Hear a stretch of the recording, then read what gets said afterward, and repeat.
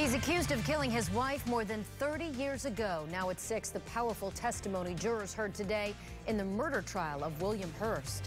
Good evening and thanks for joining us. I'm Wendy Ryan. And I'm Jameson Euler. Brendan is off tonight. It is a murder trial that is 30 years overdue. A mother of 2 was murdered back in 1982, and it's just now that her husband is on trial for murder. Our John Thomas is live in Newport Richey with the drama inside the courtroom today. John?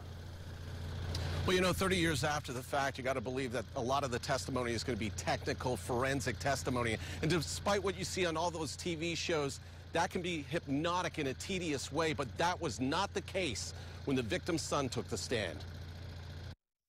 Good afternoon, ladies and gentlemen of the jury. Over 30 years after the actual murder, and William Hurst now finds himself on trial for the murder of his then-wife, Amy Hurst. A host of experts and investigators would monopolize the day's proceedings, from the Manatee County Sheriff's Office talking of the discovery of the body 29 miles off the coast near the Sunshine Skyway Bridge back in 1982, to forensic experts identifying the 1982 Jane Doe body as Amy Hurst through DNA evidence connecting her to her son, Jeff Early, decades later. But it would be Amy's son, Jeff, who would provide the most wrenching testimony. I saw him hit her with an iron skillet. His apparent memories from childhood of an abusive relationship where his mother suffered under the violent hand of William Hurst.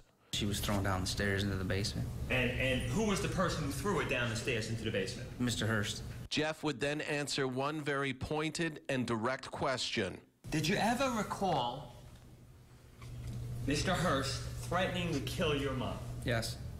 But in cross-examination, the defense would throw doubt on his testimony. The memories of a son who, at the time all this allegedly was going on, was only 4 to 8 years old. Reminding Jeff on the stand in a previous hearing, he gave a much different answer to that same question. Isn't it true? I asked you, did you ever, at any point, did you ever hear Mr. Hurst threaten to kill your mother? And your answer was no. Yes. Is that right? Yes. The state is expected to wrap up its case tomorrow. The defense will then take up the balance of the day. Closing arguments are slated to go on Thursday, and at that time, the jury will then decide the fate of William Hurst 30 years later. In Newport Richey, John Thomas, ABC Action News.